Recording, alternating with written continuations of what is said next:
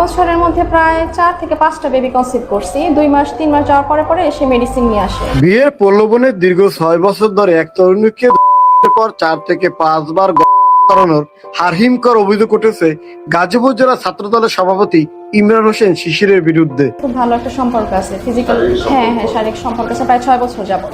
বলছে যে আমাকে বিয়ে করবে, বিয়ের প্রলোভন দেখিয়ে তারপর 6 বছর কন্টিনিউ সম্পর্ক চলতেছে। অভিযুক্ত ইমরান হোসেন শিশির কাপাসী উপজেলার তেরগাঁও ইউনিয়নের সাইফসি গ্রামের বাসিন্দা এবং গাজীপুর জেলা ছাত্রদলের সদ্য বহিষ্কৃত সভাপতি। বক্তব্যে তরুণী জানান, দীর্ঘ 6 বছর আগে শিশিরের সাথে তার প্রেমের সম্পর্ক গড়ে ওঠে।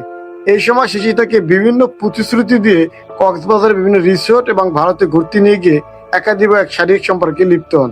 ইন্ডিয়াও গেছে আমার সাথে, প্রায় 15 দিন ছিল।